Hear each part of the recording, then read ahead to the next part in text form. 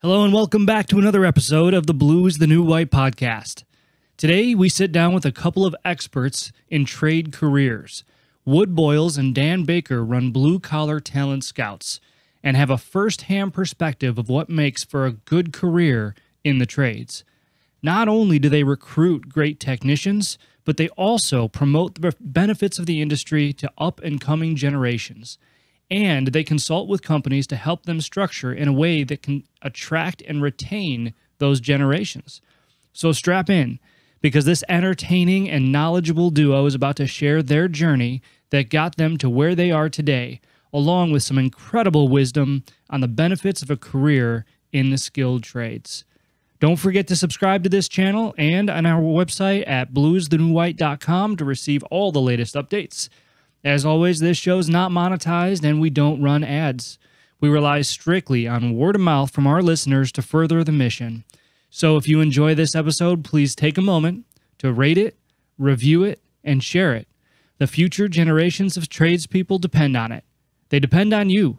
So thank you again and enjoy this episode of the Blue is the New White podcast with Wood Boyles and Dan Baker of Blue Collar Talent Scouts. Hello and welcome back to another episode of the Blue is the New White podcast. I have got a couple of awesome guests here today. Some guys that I've been following for quite a while. Not trying to toot your horn, guys, but you know what you're doing out there. I really appreciate what you do for the skilled trades. I've got Wood Boyles and Dan Baker here from Blue Collar Talent Scouts, and we're going to get to know them a little bit today, each one of them, and hopefully gain a little insight into what it means to have a career in the skilled trades and what they are seeing out there. So welcome to the show, guys. I appreciate you coming on and spending your valuable time with me today. Hey, we're happy to be here. We appreciate the opportunity. Definitely. Coming at you live from Dallas, Texas. It's Blue Collar Talent Scouts, baby. Now that you have power. That's right. All right. Exactly. It's one of those things that you don't know you missed until you don't have it, right? Yeah, I guess so. Especially that coffee, right? Right. Exactly. Right. That was the key. That's it. Drink of the gods right there. So Wood, why don't we start with you? Why don't you give us a little insight into your background, where you come from, who you are, and kind of how you got to where you are today? Okay. Well, I mean, I could give you the whole backstory about where I've lived and all that, but that's kind of boring other than to say I've lived all over. Actually been a background in HR over 24 years now in HR for mainly for service industry, but also spent a couple of years with a defense contractor in Silicon Valley. So across the country a couple of times, just going to work, so to speak. The last 18 years that I was with a company in an HR role, I was actually with a national residential services company and supported people throughout. Oversaw recruiting. Actually, at one point we didn't have recruiters, and so I was helping out with our GMs with recruiting, and then got the opportunity as we added some recruiters to oversee that and do that from a management standpoint. Met Dan about 2005, 2006, and we started talking, just kind of liked each other, thought the same way about some things. And so over the course of years, we've kind of both taught each other a few things about the trades, and I'd say about life as well. So, oh, those are the best relationships, man. Teaching each other about life. I love it. Dan, what do you got? Well, thanks again for having us on, man. We've definitely been following you for sure. I'm kind of geeking out over here. So I'm very passionate about the trades. I've been very blessed in my life for sure. 17, I joined the Navy. I was a machinist mate in the Navy. Go Navy. The other branches of services are okay, but they're not the Navy. Let's just face it, right? So when I was in the Navy as a machinist mate, I learned how to work on big stuff. And one of the pieces of equipment was chillers. So I kind of naturally gravitated towards the air conditioning world whenever I got out into the civilian life. I've been a service manager, and then as my personality started to develop, believe it or not, I used to be pretty shy, right? But as my personality started to develop, naturally gravitated towards sales, which took me into recruiting. So for about 10 and a half years, I was the national sales manager for, at the time, the largest online industry-specific job board / recruiting organization. At the time, it was called My Open Jobs. covered HVAC, plumbing, and electrical. And I loved it. I had a massive passion for it. It felt really good every time. And I'm just going to use a generic name, Bob the plumber, Bob the HVAC guy, Bob the electrician, or Cindy, because there's a lot of wonderful females in the trade as well. But what I really loved about the job, I made great money. There's no question there. But what I love more about that, when you take a person like Bob or Cindy, and they're great craftsmen, they're great at what they do, but let's face it, in this industry, unfortunately, there's still a ton of companies that treat their employees like garbage. They just do. They work them till they're almost dead. The second the phone stops ringing, they're laying everybody off. It's really hard, especially if you're a family person, to kind of create some type of structure there. So every time I was able to help a tradesperson find a better opportunity with a company that actually cared about them, with a company that actually provided benefits, PTO, that type of, it was a massive spiritual one for me, and it may sound a little bit silly, but it's true. And so as I was doing that, and to Wood's point, we met when I was at My Open Jobs, I knew that I really wanted to do a lot more in the mechanical trade space. I knew I did. So after being at My Open Jobs for that time, I decided to take a step back and think about the 3 things that if contractors do consistently, dramatically increase the odds of their success. And at the same time, if they're not doing all 3 of these things consistently, their odds of success decrease dramatically, right? So one of those is finding the right people. You just have to do that, right? If you don't have the right people working for you, they're working for somebody else. And we all know the adage, every empty truck in your parking lot is lost revenue every second of every day that's never coming back, period, right? So I kind of had that down. The other thing is pricing your products and services correctly. As a business owner, Josh, I'm sure you've run across folks that have successfully bought themselves a job. It's not uncommon in the mechanical trades for mama or the husband's wife, the owner's wife or sister, to call around the competition, try to figure out what their labor rate is, cut that down by $2 to $5 per hour just so that they can get business. Well, your phone may ring, but you've bought yourself a job, and that's pretty much it, right? So what I decided to do is I decided to work for a company called Callahan Roach. Now, at the time, they were one of the originators of flat rate pricing for the air conditioning industry. They branched out into plumbing and electrical as well. They've since been acquired by, I think it was EverCommerce acquired them along with Profit Rhino. But I spent 3 years there because I really wanted to get inside of the inner workings behind the desk, of a contractor. If I am a tech in the field right now and I'm good at what I do, I am going to work for the best company that I possibly can because, there's not as many techs today as there were in the past. So contractors have to be on point. If you're not pricing your services and products the proper way, you're not going to be able to afford to hire a rock star like a Dan or a Bob, right? So it was critically important for me to understand how that worked so that whenever I'm talking to contractors now, we can have a really good conversation about that, right? So after doing that for a number of years, the other thing that I believe to be true as far as contractors needing to do it, having a good process in place, right? Last week is a great example. I was actually talking to one of our customers down in Houston. I'm sure he'd be okay with saying who they are. They're an awesome contractor. They have multiple locations. They're a plumbing company. And they were getting 1,000 calls a day, right? Well, here's the scoop. If you're a contractor, and I'm not knocking this, but if you're a contractor and you're still on old school paper tickets and you don't have any type of automated system in place, well, things are going to fall through the cracks. They just are, right? So processes are critical. Gone are the days of paper tickets, paper invoices, and tracking your inventory on the trucks via clipboard. Those days are gone. There's a lot of amazing software companies out there. Well, being in Dallas, I started working for a company called Service Fusion. There's a lot of great organizations out there for sure. I'm definitely partial to Service Fusion because they treated me well. They have a phenomenal product, and they don't really charge a lot for it. So long story short, I spent a couple of years there as well because if a contractor is pricing themselves the proper way and they have processes in place to adequately capture that call when it comes in, be able to direct the right technician to the right call in a timely manner, take transactional payments right there on site via iPad or telephone, track inventory real time and move on to the next call. They're being more efficient, which means that they can run more calls, they can charge more money, which means they can pay for better help, which makes recruiting a lot easier. Does that make sense? So that's kind of the broad, that's kind of the whole spectrum, or that's kind of the whole circle of me and the trades and kind of what brought me here to Blue Collar Talent Scouts. Unbelievable, Dan. Whatever you're selling, man, I'm buying.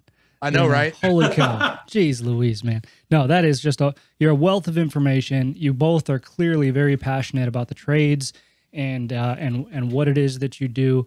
So before we get into any like super in-depth questioning, why don't we kind of bring your two stories together, talk a little bit about Blue Collar Talent Scouts, what you actually do together, and how it works. Sure. Absolutely. Did you want me to start off on that, Wood? No, I'll do the short version, and then you can fill in the blanks. Rock and roll. We started out just focused in a lot of ways on what's typically recruiting.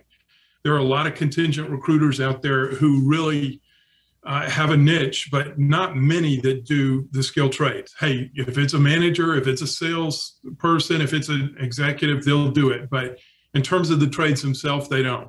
It's a very tough market. But one of the things we found real quick is you can put good people in a circumstance, even with a good company. And if that company doesn't have a plan, or an approach or a process to make sure that person integrates well, it's like throwing money down the drain, okay? Because what happens is that person lasts 3 months, 6 months, maybe. I know with some organizations, I've actually seen some of the numbers. Guys who start in the trades with the new company typically are gone. They're either gone or they're long-term employees based on that first 6 months. And so what we started doing was, as we talked to potential clients, we explained to them, look, we don't want to just find people for you. We'd prefer to consult with you, walk through that whole process of looking at how are you actually, recruiting people? What is your story? What are the things that you do well in terms of onboarding? What do you need to change? And then what do you need to do after the fact to help guys stick? So instead of having that 2 to 3 month honeymoon or dating period and then a very radical divorce, you end up in a situation where, this is a long-term win-win. And so that's meant that what we've done is we've actually focused on trying to find the right kind of companies and the right kind of techs. We don't want to put a tech, anecdotal type stuff. We had a guy a year and a half ago in a phone screen with us tell us that he lost his last job because he was side jobbing. That's not the kind of guy we want to place with a company. We want to place good, honest and technicians with integrity with good employers. And Dan's just right. You see too many employers who are like, hey, look, it's 102 degrees outside. It's mid-July. I need you to work 80 hours a week. And then come the end of, August or mid-September, as soon as the weather breaks, it's like, well, it was nice working with you. Goodbye.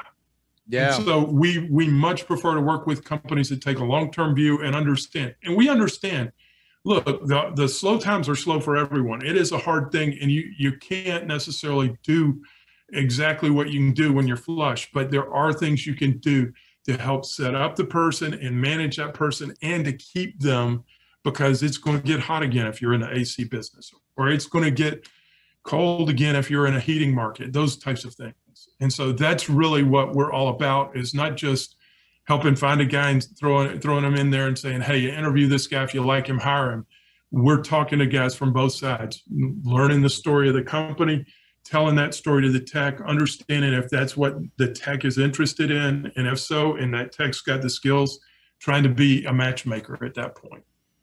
Wow. That's interesting. So you guys are, you're really kind of full service. You take it, from both sides of the aisle, right? I mean, you have to. You have to. When I talk to recruiters, almost like a 4-letter word, right? When you're talking to an HVAC person or a plumber, it's funny. Both Wood and I both say this. When a candidate reaches out to us, all right, listen, the phone. We're not recruiters. We're not typical recruiters, right? Because I know when I was in the field, I would get from a recruiter and added to it before. A lot of quote unquote recruiting organizations, what they'll do is they'll dip their toe in the trades whenever nursing is saturated or whenever IT is saturated or whatever, right? So there's not a whole lot of specialists in this arena. There are a couple out there for sure, but our approach is simple, man. We talk to guys just like we want to be talked to ourselves.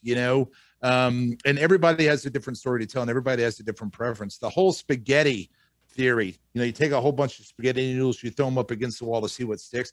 That's a garbage way to recruit, period. And I don't apologize for saying that, right? What we'll do is when we talk to a contractor, it is not uncommon for us to say, hey, we offer 2 services, consulting and recruiting. But if you want to engage us on the placement side, first of all, we want to make sure that you're the type of organization that we'd want to work for, right? It's not uncommon for us to say no. And here's the reality. If I'm a technician and I'm ready to go out and jump in a truck again, if I have the option to pick between multiple companies, the ball's in my court. I get to go with who I choose, right? And so if you're a contractor that has chickens running around in your office, it's going to be hard, right, for you to find the right guy. So we take a kind of a no nonsense approach to contractors, and we're pretty straight up with them, But at the same time, to Wood's point, we're not just throwing a bunch of resumes over to a contractor. I mean, it's less is more, if that makes sense, because there's only a finite number of people that are doing HVAC, plumbing, and electrical, as well as other blue collar jobs today. The average age, of a field technician right now, and of course it depends on the market, is in the 50s. Yeah. What does that mean? That means if we don't do something as as a group, as a trade entity, to change the optics of our industry, kids coming out of high school don't find the trade sexy, right? And so these older folks are going to retire. Their $1,500 service call is going to be $5,500 in the next 10 years, And so we try to do our part to just be brutally honest with contractors and candidates at the same time. Yeah, that makes a lot of sense, and it sounds necessary. And when you say it like that, it just, I mean, it almost makes me think, well, why isn't everybody doing this? I know. Because it's true. It is true. Otherwise, you end up with this revolving door, right? I mean, they leave, they come, they go, and that's a lot of times what we see in this industry, because I think, like you alluded to, there are so many companies out there that, let's just say that they aren't strong at retaining talent, right? So I'm curious on that topic. Do you find that, and I get it. I'm a Navy guy. Oh, I'm sorry. No, it's all right. No, I have a quick question on that. So I just got excited. You hit on an interesting point there. I'm a Navy guy. I'm an old school guy. When I was in the Navy, things were kind of hardcore, You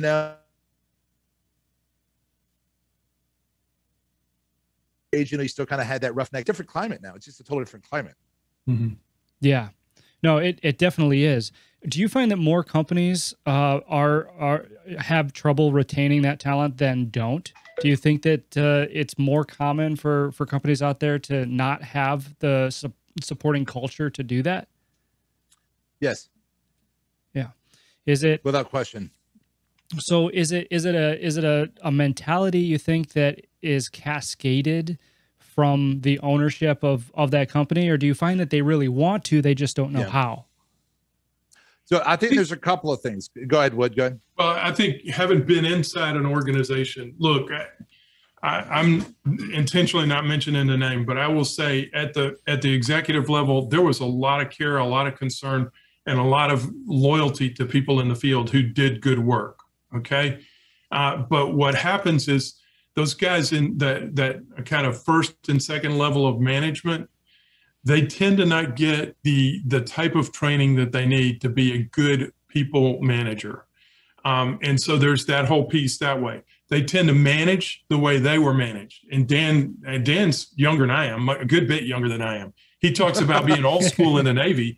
You know what? Think about it. The guys who are now moving into management roles were in that front line role, in that developmental role, learning the trade and actually practicing the trade in a different time. And it's sort of like, hey, they don't like it, they can go down the road. And I can't tell you the number of managers that the idea is, I got to be just as hard on these guys as they were, as my managers were on me, because it's what makes you a good tech, good plumber, good electrician, good AC, all of that. But what they've lost in that is that whole mentality with a dwindling number of people doing this is really causing them, it's getting them a reputation. Think about it. 1998, 1999, you didn't hear too many people talking about employer of choice. Now it's like everyone's talking about that. Everyone's talking about culture. Everyone's talking about work-life balance. None of that was a big topic back then. Now it is, because guess what?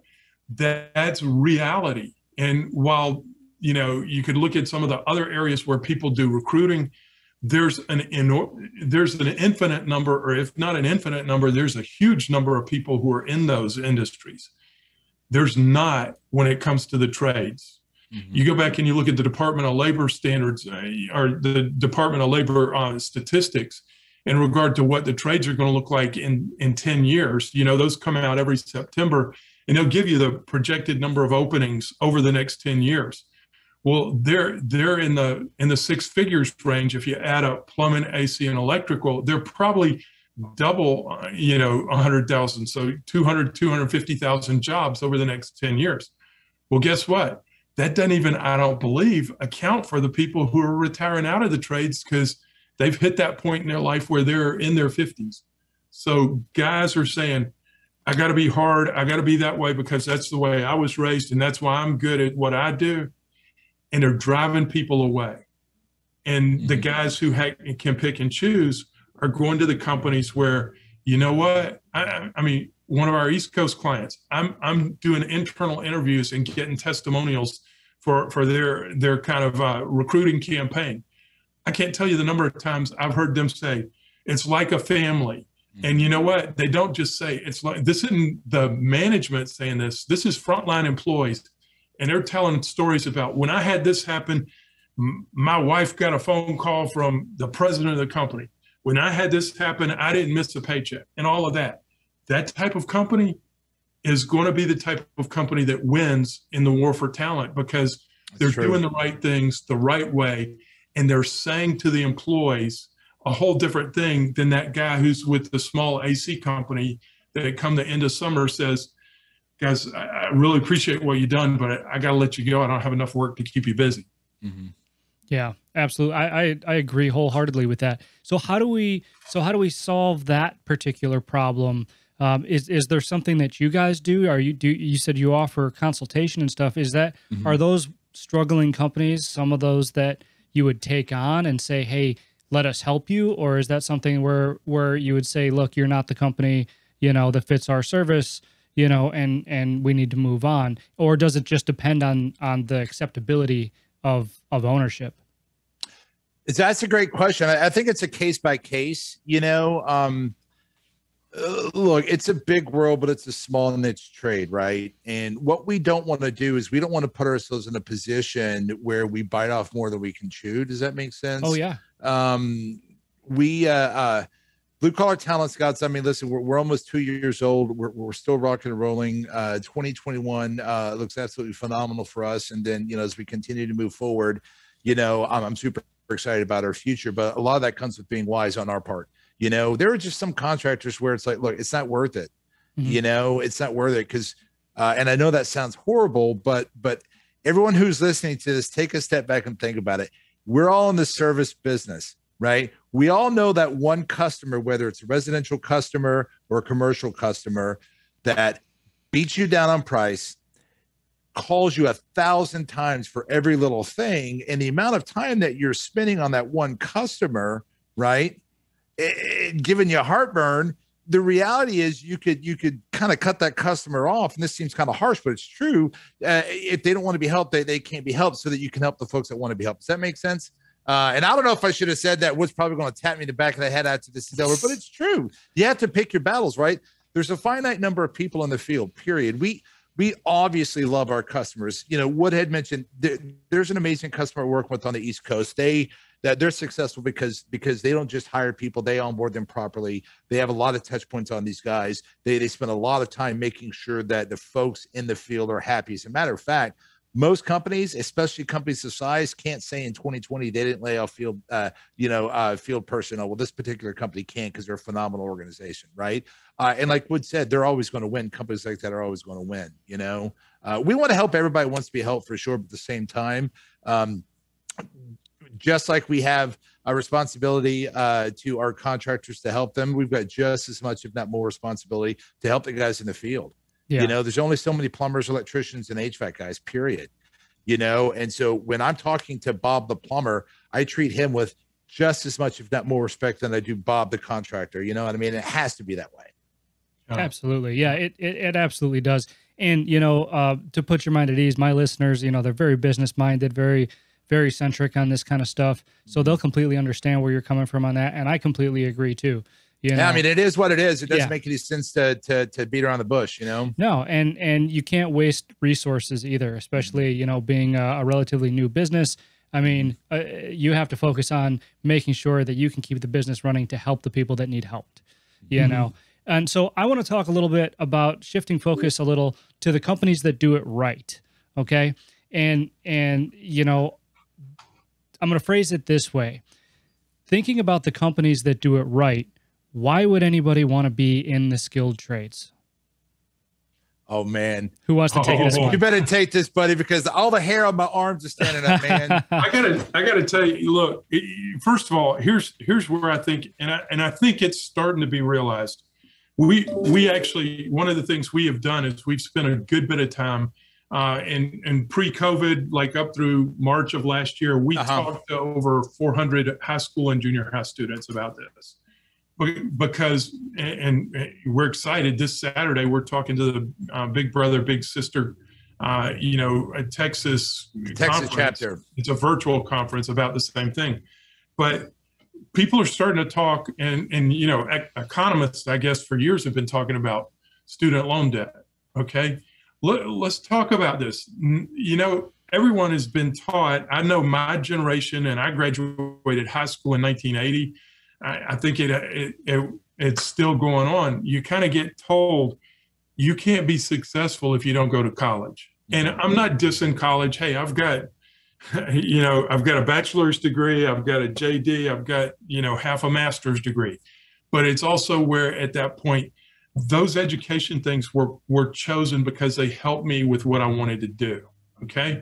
If you want to be a doctor, if you want to be, you know, an electrical engineer, yeah, you need to go to college. If you want to be in some type of, you know, professional teaching, a professor type, you're going to have to go to college.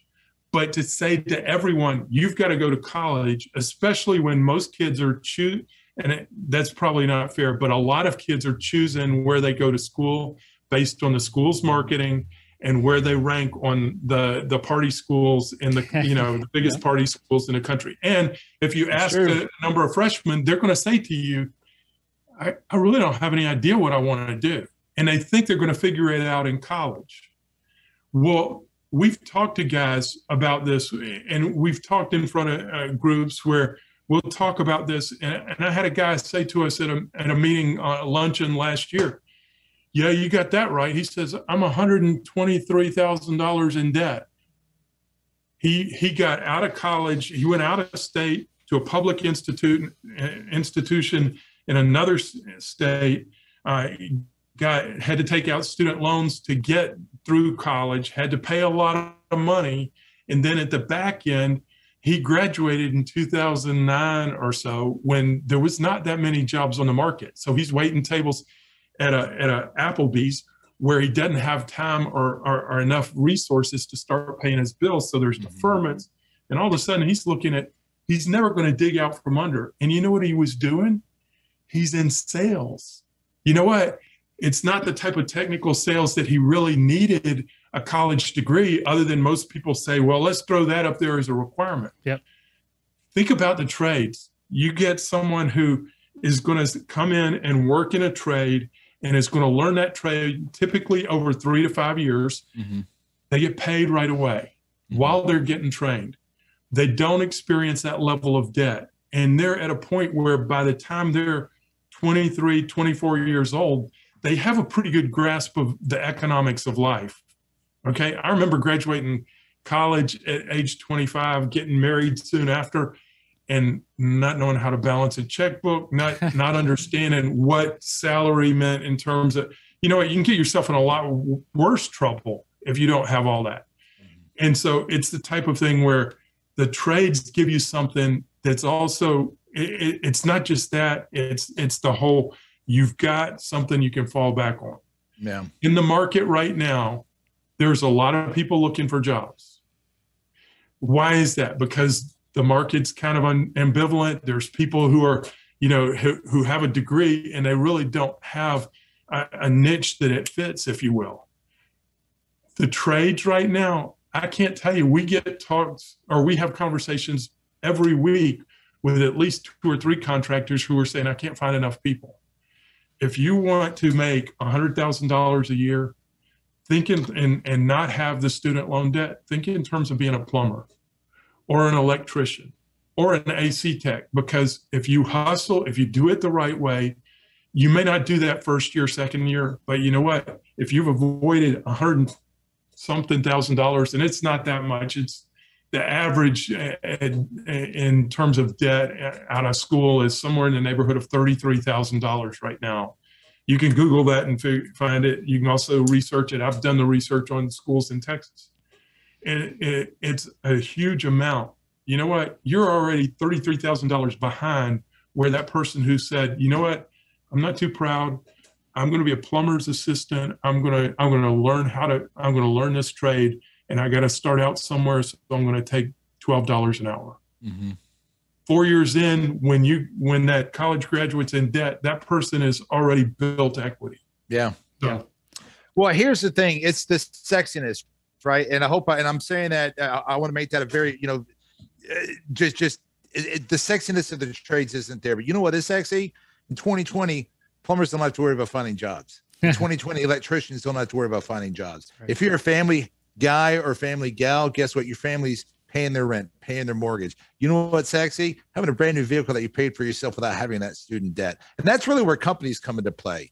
The onus is on the contractors to continue to help make this trade, the type of place that people want to work. It's hard work. It's good, honest work, dirty hands, clean money, but you can make some great money. I know more plumbers that are 6-figure plumbers than I have buddies who have bachelor's or master's degrees. I'm making 6 figures. You know what I mean? And it's just a reality. It just is. Yeah. No, you guys are speaking my language. I need a show of hands. How have both of you read my book? Just one of you or none of you? I'm sorry, I didn't.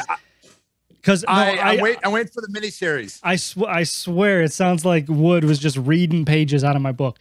Which is fantastic. After the show, I'm going to send you both a copy.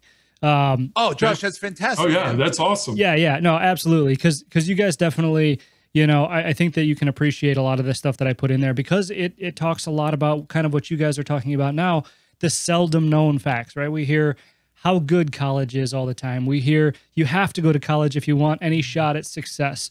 Nobody talks about the simple fact that college needs to be tied to an ROI, right? Not knocking college, right? Just For like sure. Yeah, just like you said, Wood. I'm not knocking college. I'm not saying don't go to college. I'm saying if you go to college, you better know you better as hell know what you're going to go for, right? And what you're going to do for the rest of your life. Yes. Because otherwise you're going to dig yourself a big fat hole of debt, and then you're not going to have any practical life skills when you exit college. And by practical life skills, I mean being able to look at something and fix it, right? Mm-hmm. Because if you can do that, no matter if it's plumbing or HVAC or electrical or whatever, you are always going to have a job. People say go to college for job security. No. I say the trades are job security. Josh, what's really sad, and this really breaks my heart. I've had more conversations than I want to have in 2020 and so far in 2021 with wonderful men and women who are college educated, but their degree is in an industry that has all but been outsourced. And here they are in their late 30s, early 40s, mid 40s, even early 50s at times. And they say, listen, I always knew I should have learned how to be an electrician. How do I get in this trade? And of course, the trade will welcome with open arms, but you're starting at the bottom. You know what I mean? It's like anything else. It's not easy. The first couple of years, you got to get in there and get dirty and mix it up. But I tell you, it's just heartbreaking. It's heartbreaking. You can't outsource a plumbing leak, right? In Texas, it was minus, are you kidding me, degrees all week last week, right? Every single one of those pipes, there were plumbers last week that made 20 grand easy. personally, 20 grand, if not more. You know what I mean? Same thing with some air conditioning guys, right? You can't outsource that overseas. I'm not knocking that at all. International commerce is absolutely wonderful. But when it comes to job security, holy mackerel, if you could turn a wrench, if you could change a filter, I mean, you're in the house, you're just in the house. Yeah, no, absolutely. And so to your point, I mean, you guys make some excellent points on why to get into the trades, and you're spot on. So what can we do in the industry, right? People like you, people like me, people like the companies that you're talking about. How can we do our part in making sure that we make the trade sexy? Well, I mean, I think there's a lot of things. Unfortunately, there's a lot of money being thrown at the mechanical trades right now. There just is a lot of money, and you see it from the software side down, right? You and I can probably name a couple of software companies. You're like, no kidding, $1 billion. So, I mean, that kind of stuff's crazy, right?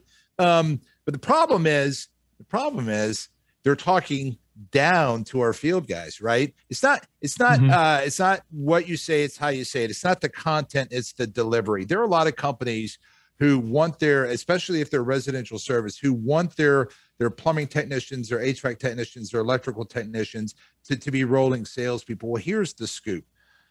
When I would train service technicians, listen, I loved being a technician that can make a little extra money just for making recommendations that I would make no matter what, right? So what I try to do is I say, Bob, here's the scoop. When you go to Mr. and Mrs. Smith's home, right, pretend like you're an ER doctor. What do you mean? Well, and this has been said a million times, but it holds true. Pretend like you're an ER doctor. Well, what do you mean? Here's what I mean.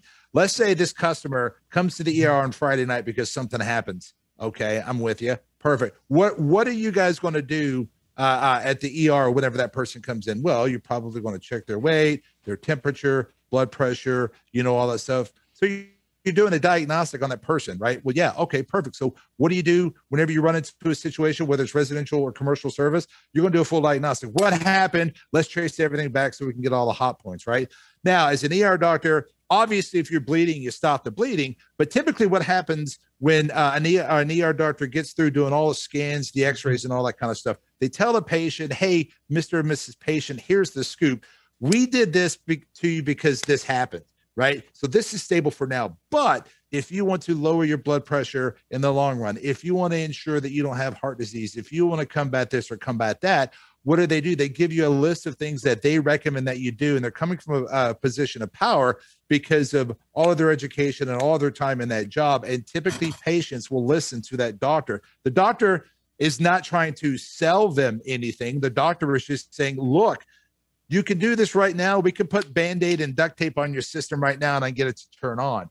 But you have a very low SEER system. You have a system that's out of date. We have better operating systems that'll actually save you money over the long run. Does that make sense? So here's what you have. And I hope I'm not rambling. Here's what you have. You have a lot of technicians who, if you present it to them the proper way, could be phenomenal revenue generators. They can increase the install price of a service ticket night and day, but don't call them sales guys. That's a dirty word. You know what I mean? It's not what you say, it's how you say it. It's not the content, it's the delivery. That in and of itself is a very small thing that I think could be a big, big changer, right? The younger generation is super sensitive. They're hypersensitive to words. They're hypersensitive to the way things are brought to them. Listen, I've got two daughters, 23 and 20. That's why I'm wearing a hat, because my hair's falling out. You know what I mean? No offense, Wood. So you really have to be careful with how you say it. Contractors really get upset and they bang their head against the wall because contractors spend, it seems like, more time on how to get their folks to generate more revenue instead of listening to their guys in the field. Right? Does that make sense? I hope that didn't come across as rambling, but man, just that little point right there, I think that could help out a lot. And I think too that there's several things that really, what, you're a contractor, you're in one of these trades, and it goes beyond that. It can be mechanics, it can be all sorts of other things too, welding and so forth. But if you're in a trade and you're making a living out of it, say it's AC, say it's plumbing, say it's electrical. Let's just pick on plumbing because I love plumbers. Okay. They're my favorites. They're the easiest to talk to if you just talk to them and you listen. And you know what? Those guys are way smarter than you give them credit for. You see You see them on TV or in the media, and what is it? It's a joke about plumber's cracks or someone who's way overweight. I loved being able to stand in front of a group of plumbers at the last company I worked for 17, 18 years and saying, guys, I've worked with you guys for 18 years. I have yet to see a plumber's crack. You know what? They were good guys. They were, for the most part, clean cut. There was the one guy who had, inserts for horns on his head or something like that. I forget what the details were, but for the most part, they're good guys. But that's not what they get out in the media. That's not the reputation. They're the butt of a joke. Okay. So getting those guys to a point where you, first of all, understand, you respect what they do. You understand that it's a difficult job and you got their back. That's a big part of it. And then you're working with guys who are getting tired because they're probably at that median age or older, and they need to see a future generation. You've got to be part of the solution and having a plan. And you can, you know what, you're a small company. You can't do it all the time, but you can do it one at a time. Bring someone on who's a new one. You know what, if you want to, if you've got that opportunity and you're in North Texas, give us a call, because guess what? We know of 27 educators who are running, trade school programs in high schools who say to us, well, I got kids who are interested, but they don't know what the next step should be. We can introduce you. We can help you get to the right person and make that connection, because that type of thing is where it really gets to the point that there's got to be a plan for that. You know what? The bigger companies, the larger you are, the more likely, and again, I could talk about this from a standpoint of kind of a social conscience thing, but I think it's smart business. Start thinking in terms of how you can run an internal training program instead, or participate in a collective training program. East Coast electricians, there's several different programs. The company we work with has their own apprenticeship program. That's a full 4-year apprenticeship program. Phenomenal program. The last company I worked for, they had a program where they brought in guys who were open to, and guys in a Jersey sense, males and females, who were interested in developing a trade, but had no background other than, hey, look, they'd done blue collar hard work and they were willing to learn. And they were training guys how to get on a truck and run drain calls. Nothing more than that, because that was enough. Took them about 6 or 8 weeks where they were doing part-time classroom training. And then the rest of the time they were riding along with an experienced tech. And that experienced tech had to be pulled aside and said, this is not your shovel bearer. This is not the person who's your dig the ditch guy. This is someone you're responsible to help show how to do this trade. And if you've got one of those approaches, first of all, you're going to stand out in your community. The next thing is, and this is part of where I'm not giving away the secret sauce, I don't think, but you've got to understand what your reputation is in the market. You have to. And that's one of those things that you can ask your guys, you can ask your competitors, you can ask your friends, and you're not going to get the right answer. You're not going to get the truth. You need that third party who can kind of go do some subtle subterfuge type work and come back to you and say, you know what? You get a 1 out of 4 stars or 5 stars, and this is why. Yeah, for sure. And that's one of the things that we try and do with the clients.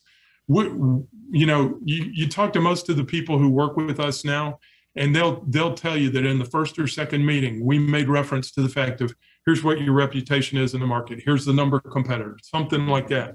Because you got to know that stuff in order to be able to not just survive, but thrive. Yeah, and as a contractor, you have to be open. You have to be open to hearing that, right? Listen, we're all business owners, right? And as a business owner, you want to think, yeah, I've got this figured out. Ha ha. I mean, come on, not everybody does. And what's really neat is that, look, as time progresses, you have contractors that are just going to rise to the top, whether they're a service contractor or a construction contractor. And pretty consistently what you're going to find, these contractors are progressive. They've embraced technology because, listen, 50, the average age of folks in the field, you want to get the younger generation in. What does the younger generation have strapped to their hip all the time? A phone or an iPad. So you've got to embrace technology. You have to streamline things. you have to keep your trucks on the road, not just from a revenue generating standpoint, but what had made reference to this before. Company morale goes down pretty quick when they keep seeing empty trucks in the parking lot and they're on a 30-day. They were on a 30-day on-call rotation. Now they're on a 3-week on-call rotation. Now they're on call every other week. Why? Because the owner's not able to find additional technicians, you know? And listen, sometimes you're just snake bit and that's the way it is. But these guys and gals get exhausted too, right? So it's one thing to take pride in your hard work as a field technician. It's another thing to unfortunately be working for a contractor that really isn't doing very much to not just update the morale, you know, within the organization, but really going out there and recruiting. Most contractors, they'll recruit when they have an empty truck. That is the worst time to recruit. The second that truck stops rolling, every second of every day lost revenue, period, in a conversation. Successful companies have their trucks on the road and they're always recruiting. Best case scenario is to have all of your positions filled. And then when you run across a better employee, you pluck out your weakest link. That's how you go from good to great. That's just how it works, right? And it's not just advertising and throwing stuff against the wall. You really have to be the type of organization that folks want to work for. You have to have a proper onboarding process. So, you know, we're kind of dancing around it, but Blue Collar Talent Scott's really offer two solutions. The standard, you know, contingent placement thing. Of course, we choose who we want to work for. Again, I'm not trying to be a knucklehead here, but here's the reality.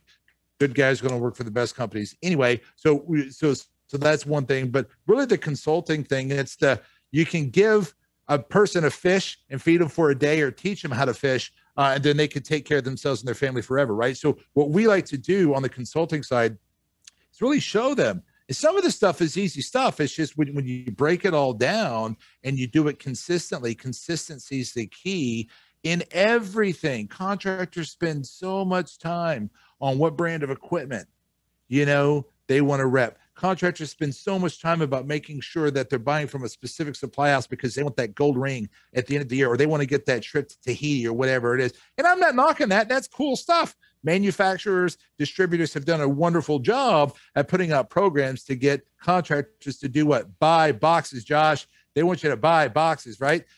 So contractors, what they really need to do is don't take your attention away from that, but spend a little bit, take some of that attention and focus it on your people. Do simple things, you know, tell your people that you care about them, you know, get to know your people. If you're a bigger organization, it's not feasible to know everybody's first and last name and, you know, and go to their kids' graduation and all that kind of stuff, but take an honest interest or at least set up processes where you can. Does that make sense? You do that and you're one step better, you know, you're one step closer to, you know, to being the type of organization that guys and gals want to work for. And that's really where it is. Is your company in the construction trade or services trade, is your company the company that every person who's qualified to do that job in town wants to work for? And that's either a yes or no. That's either a yes or no answer. Yeah, no, I agree. Very, very well said by both of you. And the way that I see it too is, you know, I think that there's the ones that can't get out of their own way, right? And then there's the other ones that are, let's just say they're blinded by the growth, okay? Because this is a quickly growing industry, all aspects of the skilled trades. Yes. And a lot of times it seems like these companies are so blinded by the growth that they forget that it's a dying profession, right? So if they want to look toward the future, they need to do their part in making sure they're uplifting this entire profession. Yes. Amen to that. Absolutely. We talk more about the depleting rainforest and the need to plant more trees than we do as an industry. I'm not kidding. It's you know, it's really sad. Yeah. We talk more about that. That's more on the news than hey guys, the average age of a service person is in their 50s. 10 years, we're in trouble if we don't do something. You got to make the trade sexy again, and it starts right there on the front lines of contractors. It just does. Yeah. Treat your folks in the field the way you want to be treated, not the way that you were treated. Treat them the way that you want to be treated. The golden rule is golden because it's a wonderful rule, right? Yeah. And that's just what we try to help contractors do. No, that makes sense. And you know, one of my fears is that the only thing that it's going to take for this to become as mainstream as it needs to become to get people to, you know, interested is to paint a picture of what it is going to look like in 10, 20, 30 years. People don't understand. I don't think Mad Max, baby. It's going to be Mad Max. The domino effect, right? I mean, people, you look around, okay, and the trades are the white noise of the world. The trades are in front of us at any given point, on any given day, and that's exactly why nobody pays attention to it, because it's taken for granted. But it won't. That is scary how you put it that way, but it's so true. Yeah, and I fear that what's gonna finally get them to look is when it's too late and prices are just astronomical for anything that's built, fixed, manufactured, which I'm sorry, but that's kind of civilization in itself, you know, and that cascades over everything. So, it does. you know, very, very, very good insight from both of you. I've got a question. So one of the things that I like to talk about when I discuss why people should enter the skilled trades, right, is, you know, there are some good companies to work for, but mostly it's a personal thing, right? I value the skilled trades. I value above and beyond the monetary benefit. You know, you have all of the other benefits that are associated with it, but the biggest one, right, is the ability to succeed. There's so many different ways to succeed in the skilled trades. You've got being a technician, you've got management, you've got parts, you've got sales, you've got adjacent industries that are technology and you know, support of the skilled trades. There are so many different avenues to go within this industry, you know, and one of the things I like to say is that, you know, we shouldn't encourage today's youth to follow whatever our definition of success is. They have to follow what their definition of success is. That's a good point. And so, you know, the skilled trades being an excellent catalyst for that, for all of the reasons that we just discussed today in this show. So individually, I want to ask you guys, Wood, first, what is your definition of success, and how has the skilled trades enabled you to achieve that? That's an interesting question. You're talking to a guy who's never quite satisfied. so I can relate. I'll tell you what. I'm kidding. But being able to, first of all, being able to make a difference in other people's lives, and if you're in the trades, you're going to be doing that one way or another every day. Okay. Talked to an electrician earlier today doing one of those internal interviews, and he says, you know what I love is I love driving past a building that I helped build, and I realize I helped bring that thing to life. And there's something that stands. You know, I talked to a guy, a good friend, not someone who I knew from the trades, but just a buddy that I met at a local bar when I lived in California. He was a sheet metal worker in Philadelphia. He helped build Veterans Memorial Stadium where the Eagles play. And, you know, he's a nice guy. Billy, he's a good laid back guy. He's the kind of guy that's fun to talk to, you know, a lot of laughs, but there was a difference in his countenance. And I use that word intentionally when he started talking about going to a Philadelphia Eagles game compared to what I think anyone else would have, because he was in the house he helped build. You know what I mean? So there's that, super cool, you know, stuff. That you've been able to contribute something. Secondly, you're able to, at the end of the day, if you do it the right way, you're able to look yourself in the mirror and look your kids in the eye and say, you know what? I tried to be a good example today. And there are times where, you know what? I know there's guys in the trades that probably would say that they can say that, but can't. But there's an awful lot of people who have been amazing people. And part of that is the trades have made them what they are. And then the third thing is a whole different level of self-reliance. I come from a background, HR, you know, training. I can do a lot of different things, but if it comes to something technical, I'm sort of all thumbs. Dan's the first call I make, right? Because he seems to be a lot more capable. And I'm sitting there thinking, I don't know if I can do this. You know how many people I know who are as plumbers will say, oh yeah, I got to go home and do this. They know how to do things outside of just their trade because it's not as intimidating to them because they've been through the trade. An electrician knows more about some other areas, HVAC, whatever, because of that. You know, plumbers know how to do some welding or some soldering and things like that. all of that's the type of thing that, you know what, hey, we're in Texas. If the preppers are ever right, you know what, the tradespeople are more likely to be prepared than anyone else. That's right. Yeah, 100%. Very, very well said, Wood. Dan, how do you define success, and how have the trades helped you to achieve it?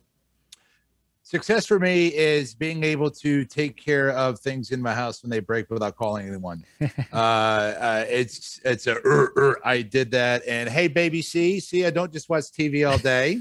That's a big win for me. I take all those I can get. The roadmap from where I started in the Navy to where I am now, and all the different steps that I've taken along the way that are very trade specific, that has helped me in a lot of ways, because when I talk to a person in the field, whether it's service or construction, and I'm able to pull from the experiences that I've had in the past to show them the proper direction that they should go, and it ends up being a positive thing for them and their family, that's huge. That's huge. I mean, it's massive. When I talk to a contractor and they're like, Dan, tell us we don't know what to do. And you can systematically help them pull back each layer of that onion and see what's going on and call it what it is. You know, contractors and folks in the field are the best people. I will bleed blue till the day I die, period, right? These folks are the best folks, salt of the earth folks, guys and gals that are out there, older generation, younger generation, everyone involved in the trades. And what's really neat is when I am able to actually have a conversation with a contractor and use my experience with software, use my experience with properly pricing of services, or helping with different, ideas when it comes to, well, hey, we're a contractor and we've always thought about doing some type of incentive for our customers, like a maintenance agreement plan. Oh, okay. Well, these are things that I'm pretty confident don't really work well, that a lot of people want to sell you on. So here's my 2 cents, not just from a consultant, but from a service technician that has tried multiple things. Here's what worked best for me as a service tech. Does that make sense, Josh? So a lot of contractors, whenever I'm having those conversations with them, I'm able to help them become the company that a good, solid technician would want to work for. And then it's a win-win for everyone. So I think that's success. I think it's pretty cool to be able to work with Wood too. Wood, you're an afterthought, buddy. It's hard to. It's cool to work with you too. No, what's good? At least I'm thought of. No, come on, man. No, you know what's really neat? I hate sales. I do. I love having conversations. It's funny, when I worked at the software company, Josh, you had mentioned this before. There's a lot of avenues. There's a lot of avenues in the trades. Being a former field tech and having a little bit of knowledge about the trades, I was kicking booty over there. I was training everyone. I was training not just the salespeople, but the onboarding staff, the tech support staff, who've never been exposed to the trade. So here you've got a group of contractors who maybe they've never even turned on a computer before in their life. And maybe they speak with a slow cadence, right? And maybe they're not brushed up on all those fancy 10-cent words. But I tell you what, they're going to make your house cool. They're going to make your water run. You know what I mean?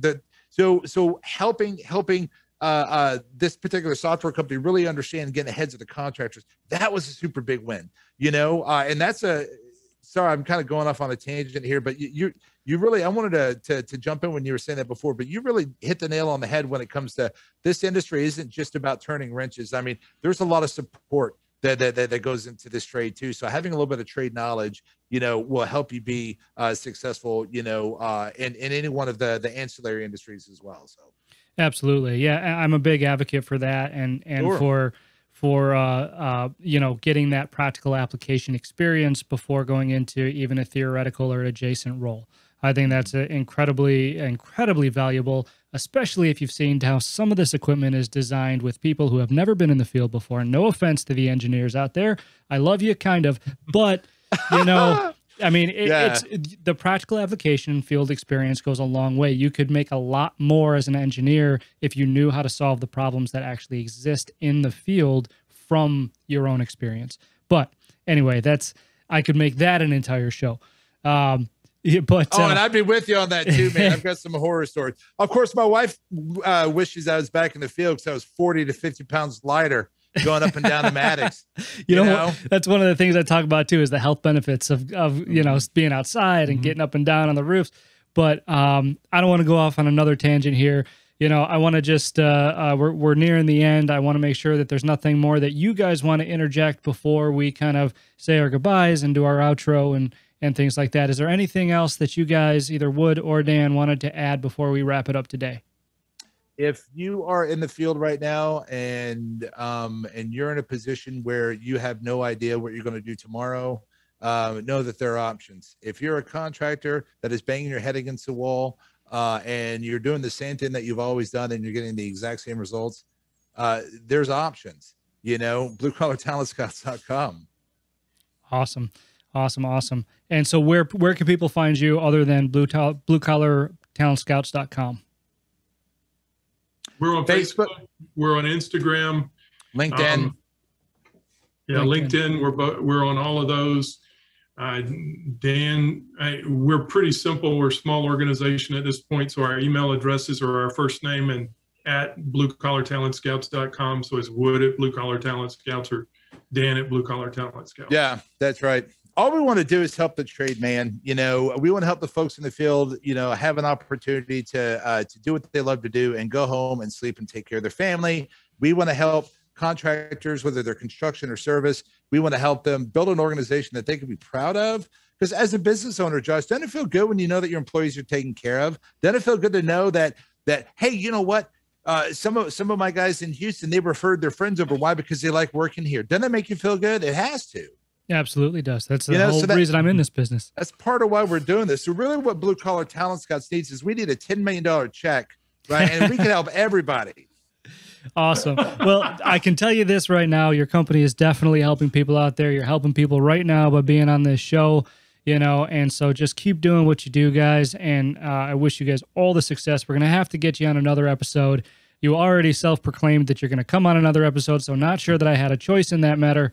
But no, thank you in advance for the invite. But I am really excited to continue the conversation. I think that our listeners can even get more value from expanding on our conversation today. So yeah, if you're in the field, one more time, I'm sorry, if you're in the field or you're a contractor and you want to have a real conversation, call us. You know, Wood and I, we're not tied to an organization. We're not tied to a manufacturer. And I'm not saying there's anything wrong with that. We're not tied to an affiliated group or anything like that. We'll talk to anyone and everyone. We'll give you an honest assessment of what we believe where you are and the steps that you need to make if you want to get to where you want to be as a contractor that people want to work for. Awesome. Did I say that right, Wood? You did. Very well. You said it a couple of times, actually. Very well said by both of you.